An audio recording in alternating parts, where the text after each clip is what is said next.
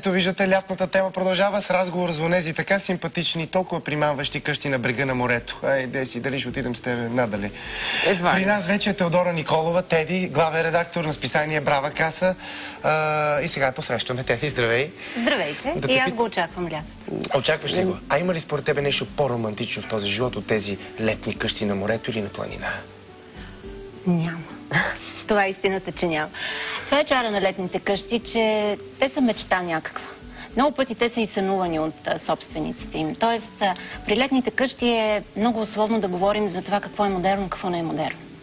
След като една къща е твоята мечта, след като една къща абсолютно синтезира и е есенция на усещането ти за долче вита, за сладкия живот, за насладата от живота, то тя винаги би трябвало да бъде модерна. Тук ще отворя една малка скоба, като говорим за тенденции, за това какво е модерно и какво не.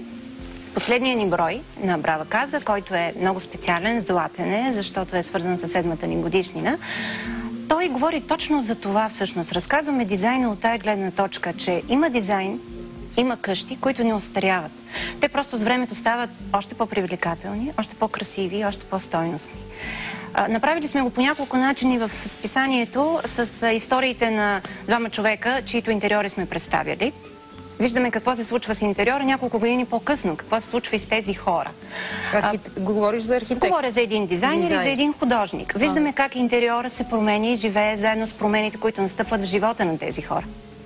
По същия начин с интервюто с Кристияна Илиева, това е издателя на Брава каса, виждаме как за тези 7 години, през които съществува Брава каса, и тя изминава своя път в дизайна. И при нея се появява необходимостта от създаването на нов интериор или на нова къща. Тоест дизайн е някакво пътуване. По същия начин морската ни къща е някакво пътуване към нашето усещане за това какво ни носи удоволствие от живота. Все пак това е къщата, в която трябва да се чувстваме добре и когато примерно по обяд в най-голямата жега си хапваме сиренце и захаросани смокини. И по същия начин тази къща трябва да ни радва и когато вечери отваряме за приятелите си. И с ледено мохито се разхождаме из нея. Кои са златните правила, които винаги се спазват в тези летни къщи? Да, създаването. Значи, основното правило е това, че къщата трябва да бъде свързана с мястото, на което е. Всъщност това е ценността. И тази къща просто се разтваря в някаква красива гледка. Обикновено тя се разтваря в синева, в море. Тя допуска в себе си морето. Когато къщата е правена от архитект, това е много, много добър вариант и много ценно е. А той така я проектира, така я ориентира, така отваря някои стъклени стени, че наистина морето да влезе в къщата. Той може да използва и местен камък, той може да използва някаква къщи в момента. Да, в момента виждаме примери на прекрасни къщи. Мисля, че това е къщата на арт-директора на Криция на Сардиния. Точно къща, която се отваря, ето, стъклената стена, която се отваря напълно, морето влиза вътре. Друго много ценно в тези летни къщи е това, че може да бъдем много свободни в тях. Аз съм виждала в тях такава свобода, каквато примерно в интериори в града, особено за България, трудно може да си представим. Например? Сега ще кажа, в България примерно не са актуални толкова лофтовете, т.е. още нямаме усет за тези занемарени, рушащи се индустриални пространства, които могат да се превърнат в страхотни жилища. По морето обаче го видях това нещо. На Каварна има едно старо пристанище, не знам дали сте го виждали, там е просто сюрреалистично.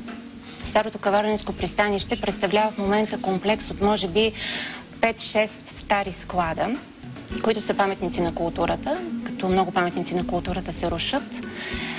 Но един човек, който се занимава с подводна археология и който казва, имам необяснимо привличане от потънали кораби и от рушащи се каменни сгради, си харесва един от тези складове и си го превръща в своята лятна къща.